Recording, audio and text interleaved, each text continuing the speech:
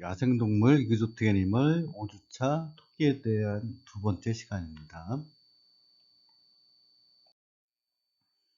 토끼의 오줌에 대해서 알아보도록 하겠습니다. 토끼의 오줌 색깔은 노란색일 수 있고 갈색일 수도 있지만은 포피딘에 의해서 붉은색 오줌, 레드 유린이라고 했었죠. 그리고 혼탁할 수도 있고 맑을 수도 있고요. 그 다음에 크리스탈, 그러니까 아주 작은 결정들이 있는데 칼슘이라든지 포스포러스, 암모니움, 마그네슘 같은 것들이 크리스탈로 그 요에 남아있게 되죠. 그리고 그 수컷 토끼의 오줌은 굉장히 냄새가 아주 독해요. 그러다 보니까 취선에서도 냄새가 나고 하는데, 이거 해결하는 방법은 중성화 수술하는 것입니다. 요 검사를 해보면은, 요 검사할 때 그 딥스틱이라는 거 아마 보신 분 계실 거예요. 이렇게 담그면은 몇 가지 산도라든지 당이 있다든지 이런 것들을 측정할 수 있는 그런 뉴스틱이 있는데요. 이 딥스틱 갖다가 사용하죠. 그리고 이제 비중계를 써서 비중도 측정하게 되는데, 그 비중은 1.003에서 1.036 정도. 그 폐하는 산도는 7.6에서 약 8.5, 약한 알칼리성이네요. 그리고 프로테인이 좀 나올 수 있어요. 그리고 프로테인하고 크레아틴 비율은 0.11에서 0.14, 그리고 GGT 레벨이 2.7에서 96.5 국제 단위 리터당 이 정도 나온다 그러네요.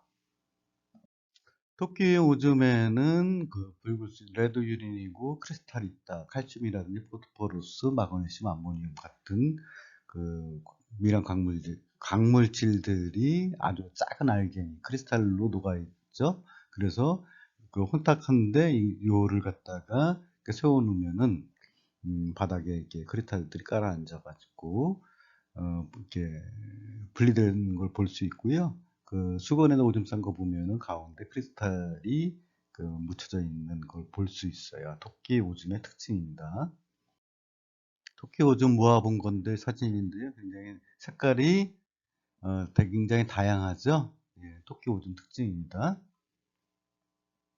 토끼 오줌이 특징이 레드 유린, 붉은색일 수 있다는데, 붉은색 띠는 원인 중에 하나가 항생제일 수도 있고요. 베타카로틴이 함유된 당근이라든지 시금치 같은 야채를 먹었을 때, 스트레스를 받았을 때, 계절이 바뀔 때, 특히 가을철, 그리고 탈수가 심했을 때, 주식을 먹는 건초인 알파파에 의해서도 붉은 오줌을 띄울 수 있어요. 완전히 토마토 케첩처럼 이렇게 굉장히 붉죠? 토끼 기르신 분들이 자기 토끼가 암컷인지 수컷인지 잘 모르는 경우가 굉장히 많아요. 그러니까 이제 잘 보시면은 생식기가 거의 이제 암컷이나 수컷 거의 비슷한데, 수컷 같은 경우에는 관상 돌출되어 있고 동그래요. 돌출된 관이 굉장히 동그래요. 그림에서 윗그림이 있죠. 항문 바로 앞에 있고요. 그리고 수컷은 또 음낭이 있었고, 음낭 있고 고환이 내려와 있고요. 그런 특징이 있는 반면에 암컷은 수컷이 관상 돌출, 튜브형 관이 동그란 데 비해서 단면이 얘는 약간 그, 갈라져 있고, 슬리트 돼 있고, 약간 찢어져 있는 것처럼, 그리고 경사가 져 있어요. 기울어진 그런 특징이 있습니다. 토끼가 이제 발정하게 하는데요. 번식하기 위해서 시기는 생후 3개월에서 5개월령쯤에 이제 사춘기가 오는데, 새끼를 번식하기 위한 교미는 채성숙이 다 이루어진 8개월령 정도에 하는 게 좋다는 거고요. 계절적으로 다발적이 이게 뭐냐면 계절 번식하는데 주로 봄 가을이겠죠. 하는데 한 시즌 내에 개인 경우에는 한 시즌에 한 번 발정하는 데 반해서 고양이처럼 토끼는 한 시즌 내에 여러 번 배란할 수 있어요. 발정이 올 수 있어요. 그리고 그 발정 온 토끼는 거동이 굉장히 활발해서 여기저기 막 뛰어다니고요. 대신 이제 식욕은 감소되죠. 그리고 음부가 홍자색을 띠고 맑은 점액이 나온답니다. 바로 이제 난소에서 남자가 배란이 되는데, 나오게 되는데, 교미 자극 후에 13시간 후에 배란이 돼요. 이제 또 교미한 다음에 배란이 되고요. 분만 징후는, 어, 그 분만 3, 4일 전에 둥지를 만들기 시작하고요. 보통 새끼는 5에서 6마리 정도 낳게 돼요. 임신 시 증상은 일단 발정이 이제 다발정인데 발정이 정지되고 임신했을 때는 그리고 식욕이 굉장히 왕성하죠. 새끼 키우기 위해서. 그리고 유선이 발육돼 가지고 치치가 커져요. 평균 임신 기간은 한 달 정도요. 28일에서 36일 정도. 임신 진단하는 방법은 이제 다발정인데 임신하게 되면 발정이 정지된다 그랬죠. 발정 증상이 보이지 않고요. 촉진해도 알 수 있어요. 배를 만져봤을 때 10일에서 12일 정도에 배를 만져봤을 때 배에서 뭐가 만져진다. 이건 좀 기술이 필요하겠죠. 그 다음에 11일 정도 되면은 새끼 토끼가 이제 뼈가 엑스레이에 찍힐 수 있어요.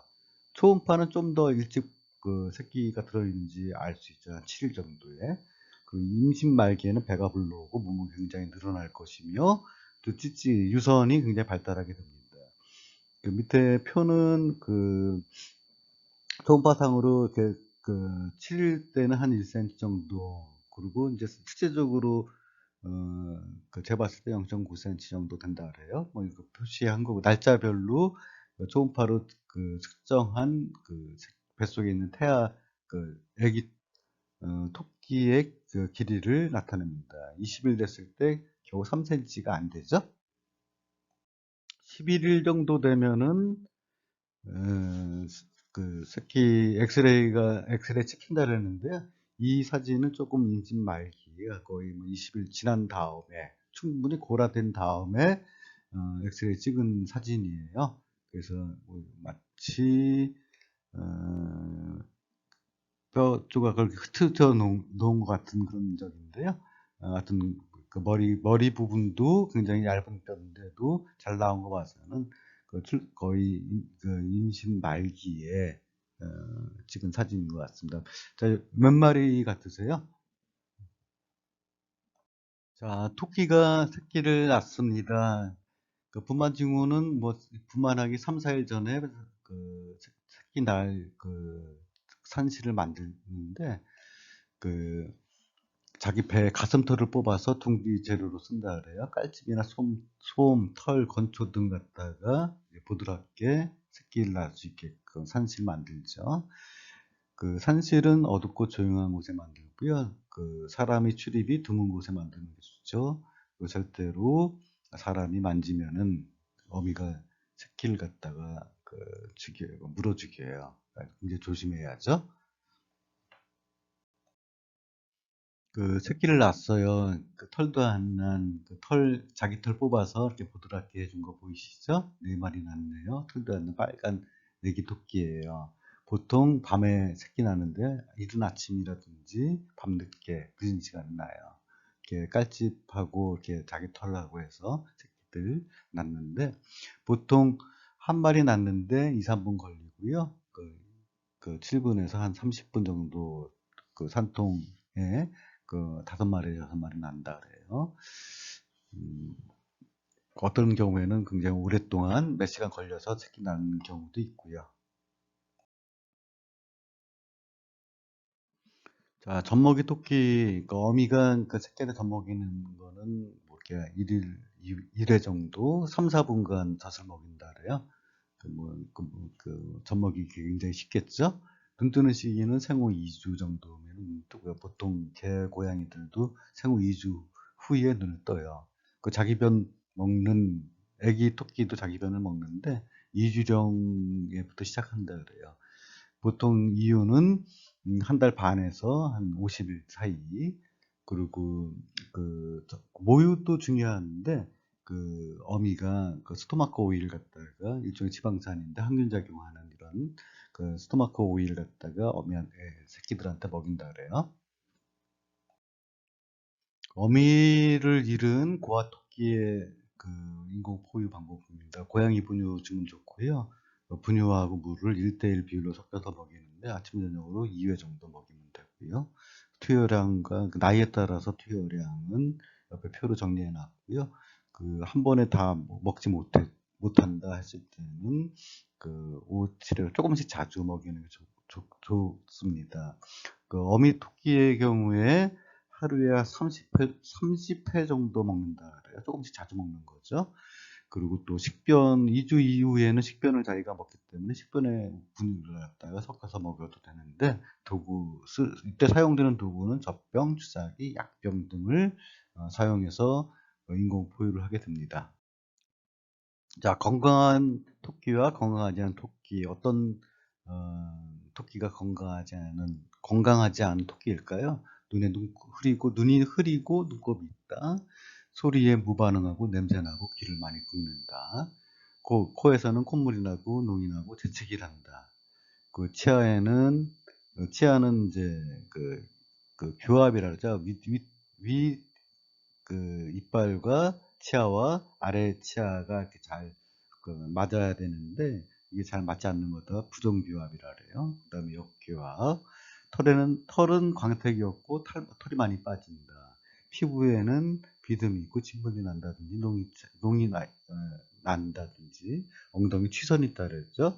지저분하고 냄새가 난다. 또 취선뿐만 아니라 오줌에 자기 오줌에 털이 그 적셔지고 또 오줌 안에는 크리스탈들이 엄청 붙어서 그런 피부병 일으키기도 해요. 발바닥이 닳고 염증이 있다. 또 딱딱한 경결이 있다든지 전신 상태가 무기력하다든지 식욕이 별로 없다 하는 게 건강하지 토끼고요. 또 전신으로는 무기력하고 또 체중 감소되고 위장간에는 똥 눕는 게 굉장히 적어지고 아까 작고 딱딱한 변 눕는다든지 복부가 굉장히 배가 많이 부풀러 오른다든지 둥글게 말고 있어야 될 토끼 등이 아주 완전히 구부러졌다든지 바닥에 복부를 밀착하고 배를 깔고 드러나 있다든지 식욕이 없다든지 설사를 한다든지 자, 똑같은 얘기죠. 안면부에 코에서 콧물 나고 눈곱 끼고 침 흘리고 자기 털 거르는 거 그런 행동이 감소되고 한쪽으로만 씻고 그리고 귀 같은 데나 얼굴을 발로 막 긁는다든지 식욕 결핍되고 감염부 만들었을 때 아프다든지 털이 많이 빠진다든지 그리고 배뇨 자세가 오줌 눌 때 꼬리를 든다 그랬죠. 엉덩이 들고 그런데 그렇지 못하다든지 굉장히 물을 갖다 갈증을 많이 느껴서 물을 많이 먹는다든지 그리고 오줌을 갖다 뿌리고 다닌다든지 이럴 때 어떤 건강하지 않은 토끼다 하는 겁니다. 토끼가 아파서 어디에 통증이 있어요. 그랬을 때 증상은 등을 구부린 자세가 좀 이상했고요. 이를 갈아요. 식욕이 없어지죠. 머리를 갖다 이렇게 높이 쳐드는 그리고 빠르고 얕은 호흡하고요. 복식 호흡하고 눈에 초점이 없어져요. 무기력해지고 털을 갖다 막 뽑는 행동하고요. 또는 이제 지나치게 자기 털을 고른다든지 아니면은 반대로 감소하다든지 그리고 다른 토끼들을 공격해요. 그리고 다른 환경에 굉장히 무관심하죠. 주위에. 그리고 움직이기 싫어하고요. 굉장히 긴장된 모습을 보여요.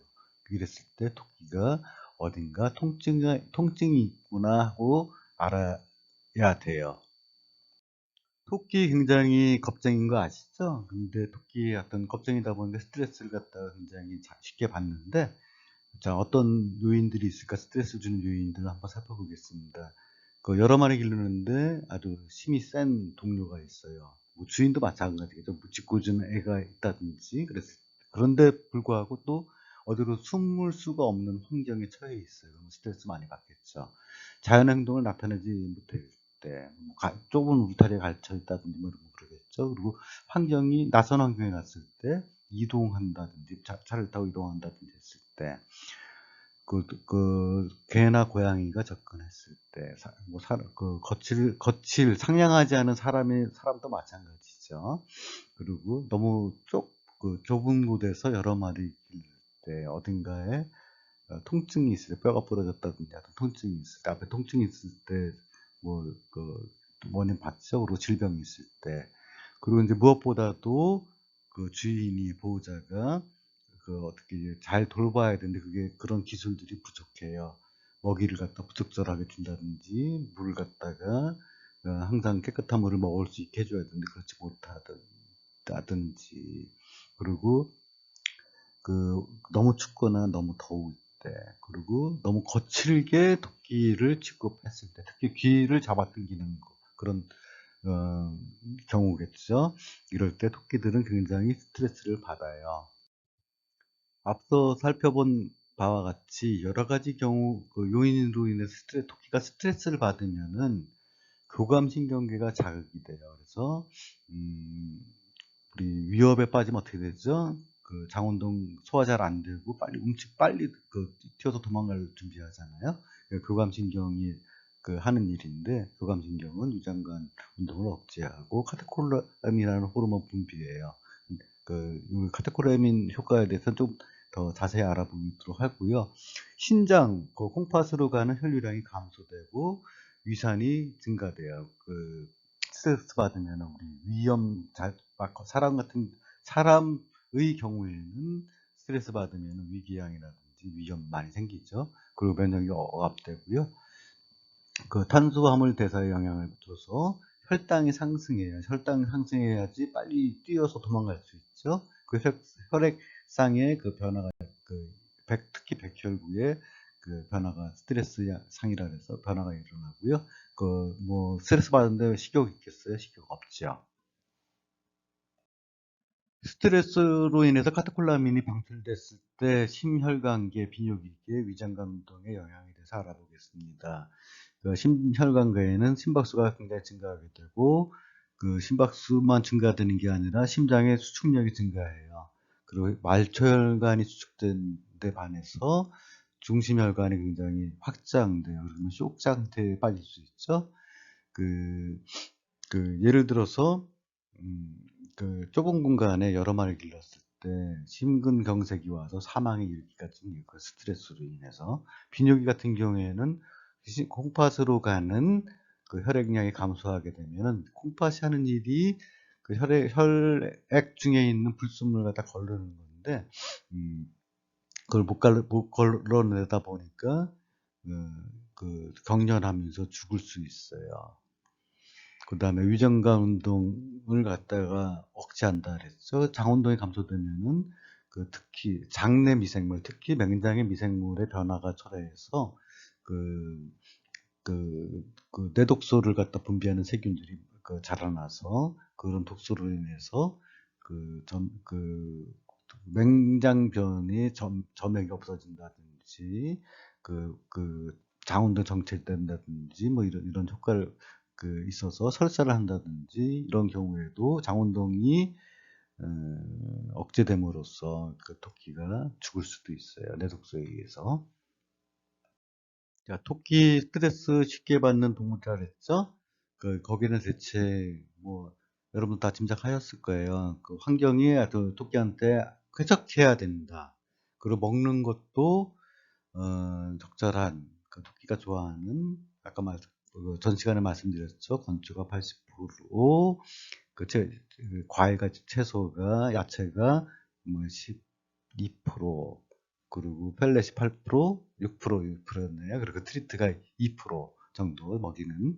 그리고 질병이 있다는 건 치료를 해줘야 되겠죠. 그런데도 불구하고 어디 통증이 있어서 굉장히 괴로워한다 그러면은 통증 없애는 진통제 투여할 수 있고요. 그리고 스트레스 받았을 때 위에 산이 많이 분비된다 그랬는데 위 보호제를 갖다 투여할 수도 있고요. 그렇다 해서 토끼한테 엘리자베산 칼라, 찌우는 그런 뭐 어디 물어뜯지 못하게 하려고 하는 찌우는데 그런 것들은 하지 마라 하는 거고요. 어떤 진료할 때 최소한의 보정을 해라 하는 거고요. 그 수건으로 잘 감싸는 것도 토끼를 좀 안심시킬 수 있어요. 그리고 눈을 가려도 토끼가 좀 안심하죠. 그리고 그 다른 그 시끄러운 소음이 없는 조용한 곳에서 혈액을 채취한다든지 검사를 진행해야 돼요. 그리고 어떤 괴롭히는 사람이나 동물들의 냄새를 갖다나 소리나 모습을 갖다 제거해 주는 게 이제 중요하고요. 다른 토끼가 있어도 입원했을 때 다른 같이 살던 토끼가 옆에만 있어도 굉장히 안심이 된대요. 같이 입원시키는 것도 좋고요. 그리고 다른 그 동료라든지 친하고 지냈던 사람의 물건이라든지 냄새가 묻은 물건이라든지 수건 같은 걸 같이 넣어줘도 그 스트레스가 좀 완화된다 그래요. 그리고 건초, 먹이에서 굉장히 중요하죠. 건초만으로도 친감을 느낀대요. 그래서 겁이 많은 토끼에게는 안심을 준다 그래요. 또 건초 속에 들어가서 숨기도 하고요. 그래서 그 수술하고 회복식이나 수술 준비할 때 그 깔집을 케이지 안에다가 건초를 많이 넣어놓으면은 이제 스트레스를 완화시킬 수 있는 좋은 도구라고 합니다. 밑에 그림은 중세 시대 때 14세기죠. 그 펠렛 잡는 그런 그 어디서 그린 그림인가 봐요. 예. 그 응급으로 그 동물이 병원에 왔어요. 개와 토끼가. 그런데 걔는 어떻죠? 겉보기에는 증상이었다가 시간이 감에 따라 어떤 큰 질병이 있는데, 시간이 가면서 점점 그 겉보기의 정상이 아니라 좀 어떤 증상을 갖다가 보여주죠. 그래서 이제 마지막에 이제 죽게 되는데, 토끼는, 걔보다는 그 가축화가 덜 돼서인지, 겉보기에는 멀쩡해요. 속은 벌써 다 죽어가고 있는데도 불구하고 그러다가 겉보기에 멀쩡했던 놈이 갑자기 무지개 다리를 건너는 경우가 대부분이에요. 그래서 굉장히 겉보기에 정상이라 해서 이 토끼를 아프지 않구나 이렇게 판단하는 건 굉장히 오판이죠. 특히 앞서 말씀드린 토끼 취급할 때, 진료할 때 굉장히 스트레스 주지 않게 아주 젠틀하게 수건으로 포근히 감싸는 것도 한 방법이고, 조용한 곳에서, 그리고, 그런 식으로 토끼가 스트레스 받지 않게 하는 게 굉장히 중요하다 하는, 요 그림 보면은 여러분들이 그것을 꼭 명심해야 된다는 걸 알 수 있으실 거예요. 감사합니다. 감사합니다. 본 교재는 한성동물병원 권태욱 원장님의 도움으로 제작되었습니다. 원장님께 다시 한번 감사드립니다.